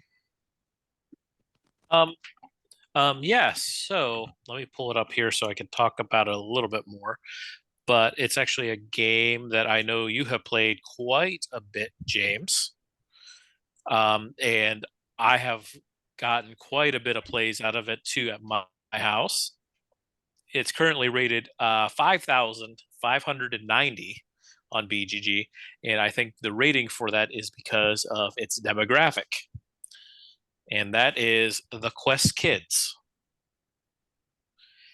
So my youngest really enjoys that game, the Quest Kids. It's a very, very super basic dungeon delve, and its target is that 4 to 6 area, 4 to 7. Um, the game is a great game for that demographic. My youngest, he is 6. He asked to play this game 2 to 3 times a month. He just absolutely loves it, loves going through it, because I think he loves just the adventure that's in it. The downside to this game is because of how it's marketed and how it's put out there and its target audience, it's not going to have a mass appeal. Unfortunately, when you're looking at games geared to that age group, it is going to be big box store garbage games. That's where that's going to be pulled. And it's a shame that a publisher like this, can't get a lot more traction on their games, because it's a phenomenal game for that group. They just recently had a Kickstarter where you could get the base game, all the expansions, and what they did was they took Quest Kids, and instead of putting it onto the table, they made it into a giant size where you can place it on the floor. Awesome idea for a 5-year-old to play, 6-year-old to play that way. I thought it was a fantastic idea. It didn't raise a whole lot of money, but again, that's because it's designed for 6-year-olds, 5-year-olds, and you're paying a lot of money for a game for them. A lot of parents are generally going to go, like I said, to buy the big box junk who touched the poop or something like that from The most Walmart. hilarious one is the sales of the toilet one where you have to catch the poop when it shoots out. Like, why? Why is that a game people buy? How are they selling millions of copies of this? That's what they go and game. And it's and it all goes into the advertising, because you look at the kids shows, the advertising that's on there, that's what they're seeing, that's what they'll want. I don't think at any point that's a game that I would want at any point in my life. Like a game where you just get to touch a toilet and catch poop. Yeah, I'm good. But you ask the children, they think it's fun. But yeah, I think it's a fantastic game that's designed for the younger crowd like that. It's a great entry level game for them to go through and dungeon delve through, but it suffers because of that. Like I said, I know you've played it a crap ton. It's a great game. I've played a ton with my kids. They like collecting all the gems and scaring away all the bad guys and doing the kind kid thing where if they help each other, they get cool rewards, which I think is amazing. Really, really good game to teach kids how to play cooperatively in a non-cooperative game. Yeah, I got it completely off based off your recommendation, and it was a fantastic buy. Yeah, I mean, that's one thing they have on BGG that I really do like is while this is 5,590 on the overranking, it has a children's rating of 49. So they separate those out. And I would definitely suggest going into top that. 100. Yeah, and looking at those, because that's probably your best way of finding good quality children's games. You can't rely on the media because they're mostly going to talk about the mass market garbage. And there aren't too many people that cover specifically children's games. So if you're looking for a good children's game, yeah, I would say that's a great resource. Yeah, because if you look at that, and if you look in the children's selection, most of the games that are in the top 100 are not the big box garbage games. These are like real good, decent games. You could play Shoots and Ladders or Candyland with your child, and you're going to want to take a drill to your forehead, or you can pick a game from here, and they're going to have a game that they will like, and you're not going to want to end it all by playing it too. Yeah, I mean, these are generally games that are not just games that they'll enjoy. There's games that also challenge them, and generally they'll learn skills from, and you could potentially enjoy it yourself playing it along with them. Well, I guess I'll go on to my next one. I have a couple more, but not too many. I wanted to briefly talk about Wallenstein, which also known as Shogun, which is a game if you like good stress, this is a great game for you. It had a really interesting mechanic in it where you have 10 actions, I believe, per turn, and you have to decide which of these actions you're going to focus on and plan for your turn based on these 10 actions. But you only know the order of 5 of them, because the first 5 are face up, and say everybody's taking the same actions. The second 5 are face down. So you know all the actions you can take, but you only know what order half of them are in. So you may be betting that you'll get the money from taking income before you have to spend the income, but that might not be how the cards turn up. So that adds a lot of stress and a slight gambling element of, do I take this risk? I could gain out a huge amount of points through this, but I might get nothing at all because it might not come up in the right order for me. Beyond that, is basically an area control war themed game, but you're also building up the kingdom and getting points through harvesting resources and taxing the people, and hopefully you don't tax them so much that they go in revolt. But it's a really good game. Yeah, I definitely enjoyed it. So that's a pretty good pick. Evan, do you have any more? I got one more. I'll go over. So rated 3874 on BGG. It's a game I like right now. Real lightweight game. We played it last library game day, or possibly the one before that. I can't remember. But Steam Up, A Feast of Dim Sum. So in that, you are playing as one of the Chinese zodiacs, and you are sitting down with the other players, and there is a whole bunch of steamer baskets on a rotating rondelle, and they're filled with the different types of dim sum.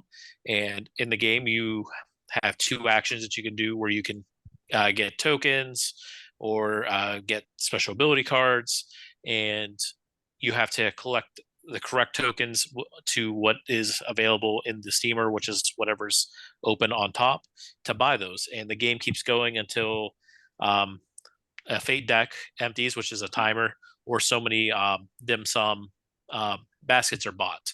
And each person has a different scoring on what they're looking for, types of dim sum. So each person plays a little bit differently, and everyone has asymmetrical powers. So it sounds like a lot, but the game is actually really, really simple. It's not complicated at all. It's a neat game. Very colorful, very cool looking. I think where the game kind of suffers is very lightweight, and it is a first-time publisher, their first game,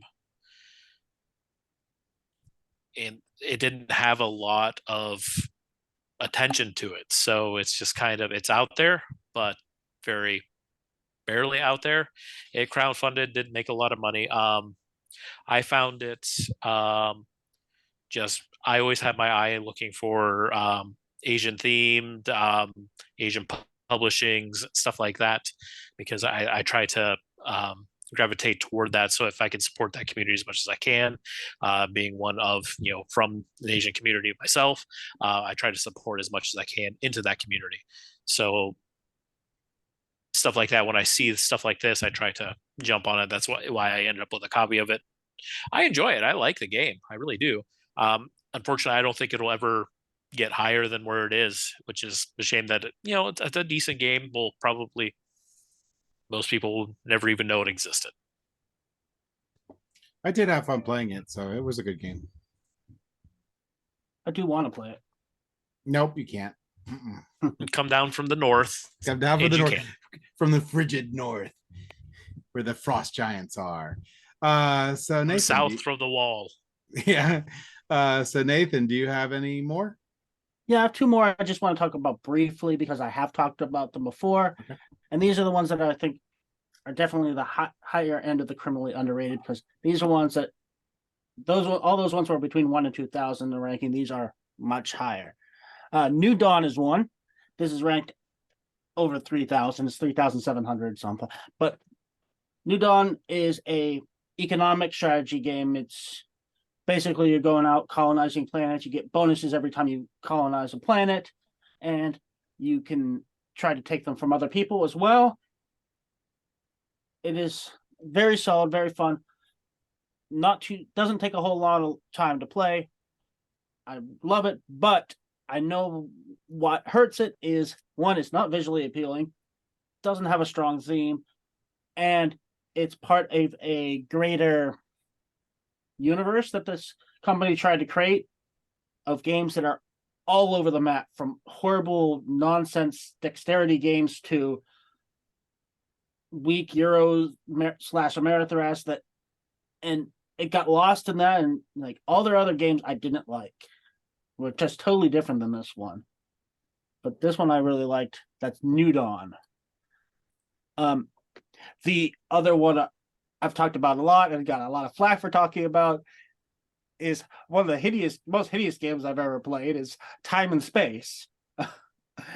Now, this is ranked 6,200. It's horribly ugly. This covers like mostly green. And it is a timed game, which I usually hate, but it has the unique element. This is a trading economic game. You have to negotiate, but the timers are there as setting a rhythm for the game, because basically you put the timer on to tell you when the action is done, and you cannot do your next action until that's done. So you start off a slow rhythm where you have time to think about things, plan out your next move, and as you upgrade your ship to travel faster and get to these planets and negotiate and trade more, you can add more timers, and you're just basically setting a rhythm that's slowly speeding up. And that rhythm, I think, really is what made the game. I'm not going to say those much. Are the ones. But yes, it is hideously ugly. So I think what I pull from this conversation the most is that if you love a game, it is on you to get out there and tell people about it. Like get your copy, take it places, take it to your library, get your friends together, play this game wherever you can, just to raise awareness. Because like a lot of these games, like we've just talked about, there's so many new games coming out that, you got to be the advocate for the games that you love, because there are definitely going to be the games that you love that are popular and well known, but take the time to share the games that you love that a lot of people maybe don't know about, because you playing that game is keeping it alive. So I mean, again, that's the thing I love about our group, is that when we get to play games, all the time I'm playing games I haven't played before, and I'm learning about them. And again, I'm not in the world all the time knowing if these are popular or not, because to me it's the games that my friends are introducing to me. So you want to be that friend for other people. Like I'm constantly trying to introduce my other friends to some of the games that we're playing. So yeah. The other thing I wanted to mention is like there's that misconception that 950 is not a good game. But I would say there's so many great games out there. There's so much competition that anything within the top 1,000, in order to be in the top 1,000, you have to be at least a very good game, at least a solid game. Yeah, I'd say that. I mean, I have some that maybe should be a little higher on the ranking. Right. The And there other might be way, but something there might be games in your in the top 1,000 that may not be to your taste, but they're definitely going to be just a game that a lot of people will enjoy. Not all games are built to fit everyone's palette of what they want to play. There's no game that will fit every single person. So the trick is finding a game that you can enjoy, you can be passionate about, and then you can take that and share it with other people. I think that's a key thing. And we all have, especially all of us, we have shelves of games that we feel that way. May it be, a strategy game or a social deduction game or some version of Monopoly like that's behind Peter. We all have those that we love and we're passionate about, and we love to spread the awareness of those games. And like what we always say with our stuff, that it's all about the experiences of playing these games together and what that can do. That's the key part about it. If you have that drive for this game, share it with people, make a community out of it, and do that. I'm doing that now. I absolutely fell in love with Blood on the Clock Tower. I absolutely love and have a strong passion for that game. I have taken it upon myself to make its own Facebook group for this local area because the game requires 5 to 15 people to play. So it's not a game that I can just pull out and play with 2 or 3 people. But I'm passionate enough about that to take the extra time to do that and to design and make special events for that and get that running because I want to share that with as many people as I can. And that's why we do library game days, so we can do that and run our board game library as SIP and CauseCon and everything else that we managed to do because we want to do that. Yep. And you had a key word there, passionate. I am passionate about my co-host's misery. So we are going to do what I'm passionate about. We're going to do a silly game.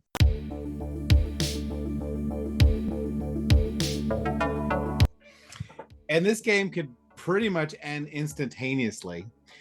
So I have Hexaquest. Fingers crossed. Fingers crossed instantaneously. We have Hexaquest. And Hexaquest is going to be a trivia game. In this game, you have tiles that you put out and you pull out tiles with different rules on there. And they're going to determine, you determine what category or point things. But we're going to not do that. What we're going to do is, unless Peter wins instantaneously, because I'm having him go first, I might up it a little bit so at least everyone gets to have a question. But you're like, I'm just gonna win. So you can pick. We're gonna go to 10 points. I'll reduce it if you guys are really horrible. But you can pick a question between 1 and 5 points, and one of the categories that I put off. Now, if you get the question right, you can stop and take your points, or you can ask for a second question, and you can pick a different category and a different point value. And if you get that one great, you can do a third, and then you're done. But at any point, if you get your question wrong, you lose your points for that turn. You'll keep the points that you kept round by round, but that's it. All right. So here's your categories that you can pick from, Peter. You can pick Wise Man, Gourmet, Movie Buff, Tree Hugger, Historian, Backpacker, or Fangirl. Now, Fangirl is referring to comics. So Interesting. Oh man. Let's go with Movie Buff. So you're gonna go with Movie Buff. Sure. How many points do you want your question to be worth between 1 and 5? This is multiple choice, by the way. Okay, it is multiple choice. It is multiple choice. Let's shoot for a 5 then. Let's go for it. All right. What was the first movie to make use of Dolby sound? Ooh. A, Godfather, B, Jaws, C, Deer Hunter, or D, Clockwork Orange? Oh gosh. Go ahead and give me my choices one more time real fast. All right. So this is the first one to have Dolby sound. Yep. You have Godfather A, B, Jaws, C, The Deer Hunter, or D, Clockwork Orange. Okay, so I have seen all of these, and I'm trying to, in my head, see the opening credits. I'm gonna say Jaws. I don't think it's right though, but let's go with it. It is not. It is Yeah. actually Clockwork Clockwork Orange. Okay.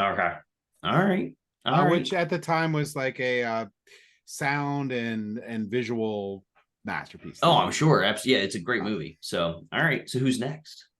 So now it's going to be Evan. Evan, you can pick any of those categories. Again, Wiseman, gourmet, movie buff, tree hugger, historian, backpacker, or fangirl.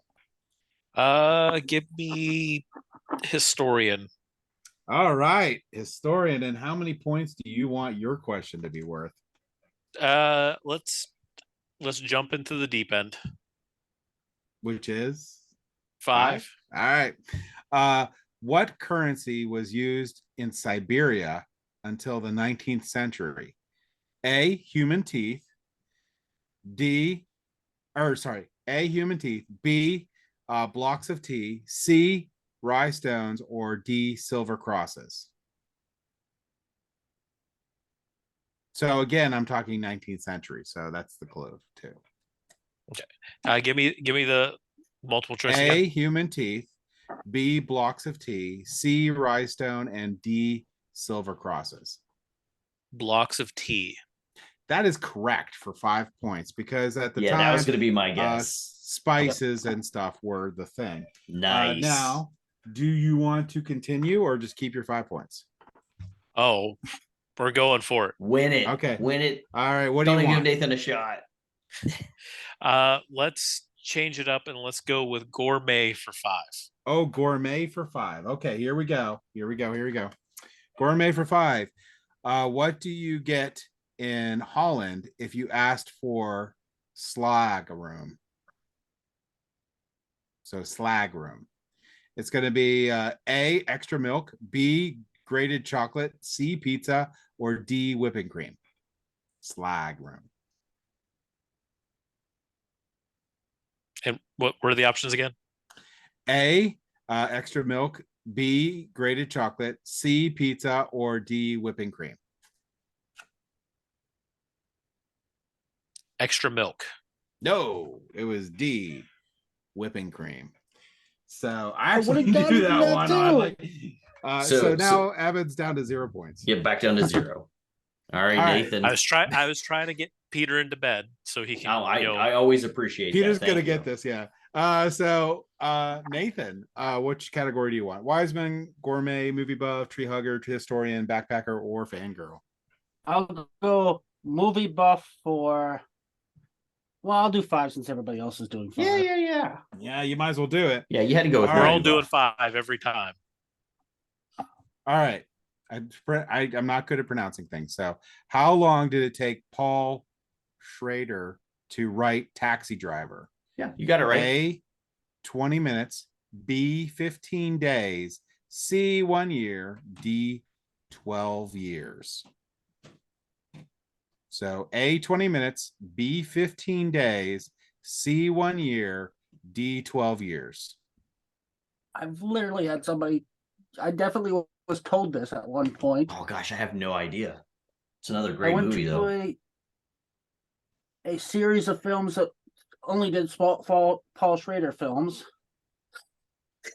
and they talked about this, and I don't remember. Let's go with D. That was 12 years, right? Yeah, 12 years. No. Yeah, 15 days. Yeah. It's 15 days. Yeah. Yeah. You would have got that one. I would have All gotten right. that one. What would you like, Peter? Oh gosh. Let's do one of the ones we haven't done yet, just for giggles. Let's go Fangirl. Fangirl. Okay, we're gonna do comics. Yeah, we'll do comics, and I'm gonna have to go low on this one because I'm not a comic buff. We'll Five, go 2 five, points. No, 2 points. 5. 2 points. Oh, the 1.1 was amazing.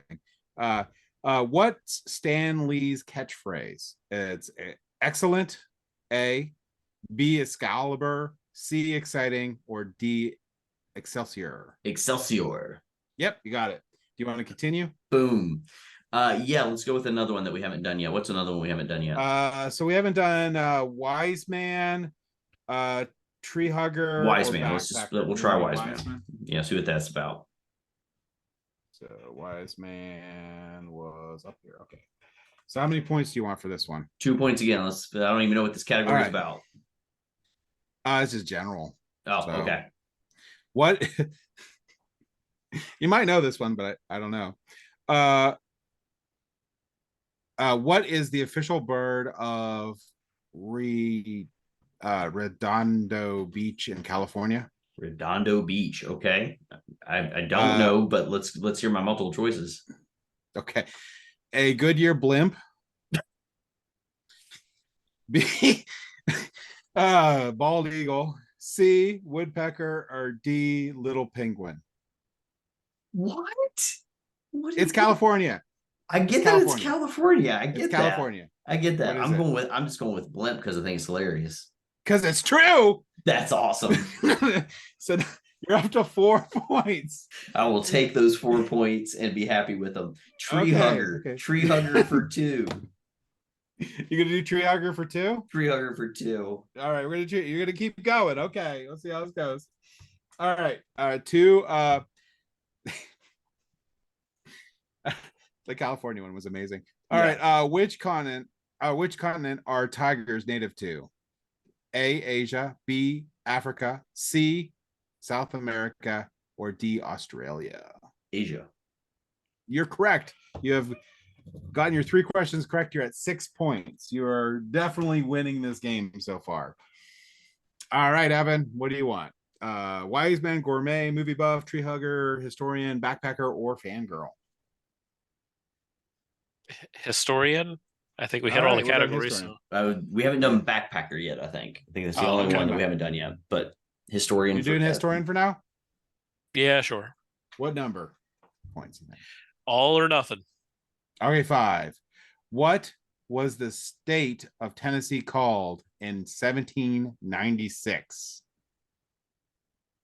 Okay, so you have A, Franklin, B, Jackson, C, Rollins, D, Little Germany. Do you want me to do them again? Yes. All right, so what was the state of Tennessee called in 1796? A, Franklin, B, Jackson, C, Rollins, D, Little Germany. I want to say Jackson's. No, it was I don't think that's right. It's actually Franklin. All right, Nathan, what do you want? Now, because you piqued my interest, I want to see what that fangirl #1 question is. You still have that. Oh, well, you won't get it. You'll get a different one. It was which city did Batman live in? Oh, really? It's a 1. All right, so what would you like, Nathan? I will go with backpacking for 2. Backpacking for 2. All right, so we're doing backpacking. We're going to do which is the most popular tourist destination? A, France, B, USA, C, Spain, or D, Italy? I'm going to go with France. That is correct. You're on the board for 2 points potentially. Okay, so you gonna keep 3 going? for movie buff. 3 for movie buff. All right. I see you shooting for 5, and then you're going to go for another 5. I see how you're doing this. All right. What's John Goodman's favorite film starring himself? A, Aggro, B, The Babe, C, The Big Lebowski, or D, Flintstones? Probably The Big Lebowski. That would also be correct. So you're all right. Be The Big Lebowski. Out of those options, had to be Big Lebowski. Yeah. So you're at potentially 5 points or 0, or more. I'll hold there. You're gonna hold there. Okay. All right. Okay. Peter, you gonna finish them off? Yeah, I'm gonna do something for 4. Absolutely. All right. What were you thinking? Oh gosh. So again, there's wise man, gourmet, movie buff, tree hugger, historian, backpacker, or fangirl.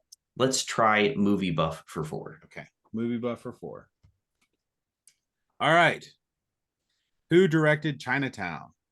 A, Sophia Coppola.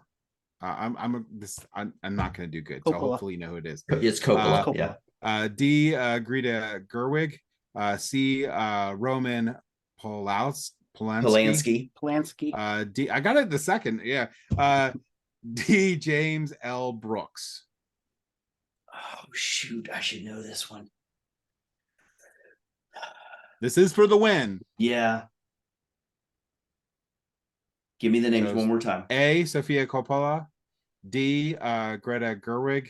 C. Roman Polanski.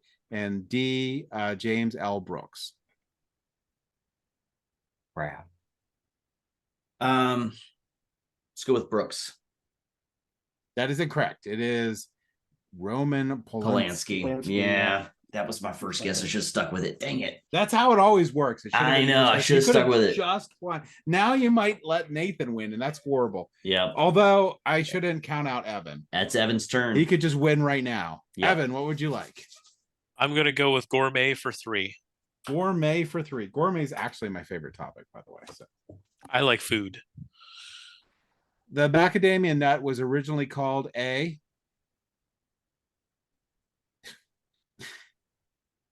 Okay, so I don't know which one's right, but this is just crazy. All right, A, mongongo, D, candle nut, C, bulple nut, or D, jacknut.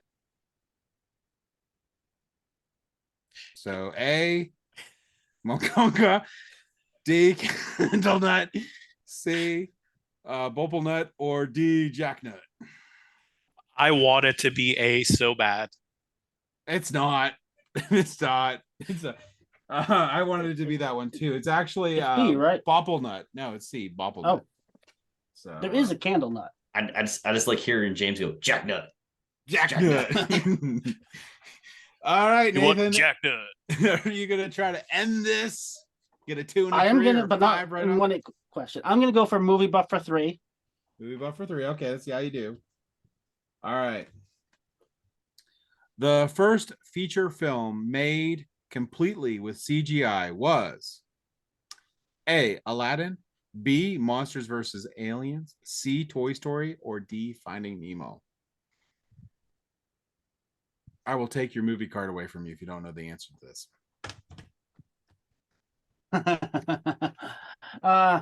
You want them again? No, I'm pretty sure. Was Toy Story completely CGI? Was definitely not the first 2.